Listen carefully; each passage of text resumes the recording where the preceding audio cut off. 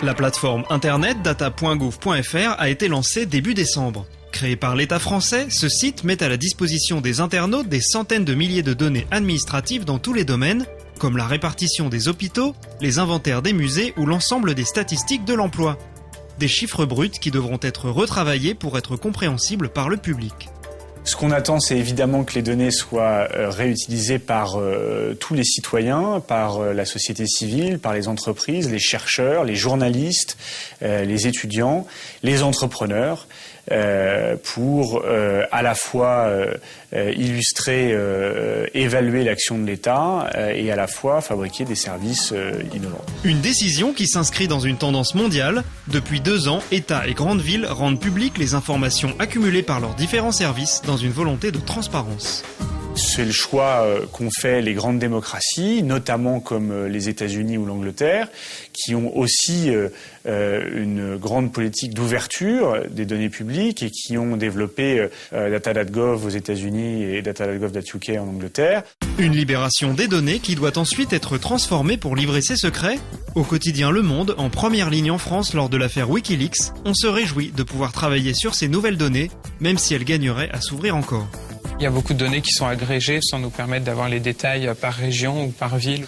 Et par exemple, en Angleterre, ils rajoutent des données qui sont beaucoup plus sensibles à nos yeux en France. Il y avait par exemple les voyages des ministres avec le prix, la destination ou une base de données des crimes. C'est des genres d'informations qui ne sont pas encore disponibles en France. Pour le quotidien The Guardian, précurseur dans le domaine du data-journalisme, l'ouverture de sites institutionnels de données libres est le signe d'une plus grande démocratisation de l'information.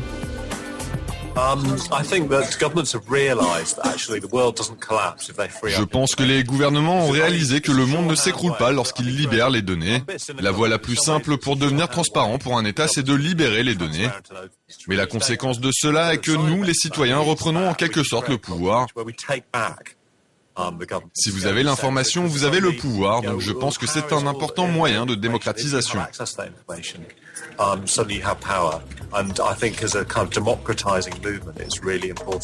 Un mouvement qui serait entraîné par l'évolution du web lui-même, avec des internautes devenus plus exigeants.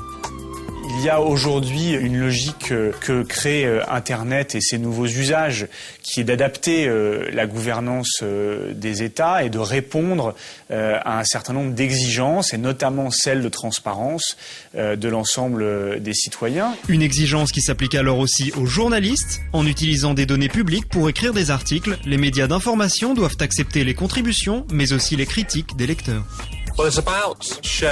Pour nous journalistes, cela nous oblige à reconnaître que nous ne sommes pas des experts de tous les sujets, que nos lecteurs savent beaucoup plus de choses que nous et peuvent nous aider à créer nos articles.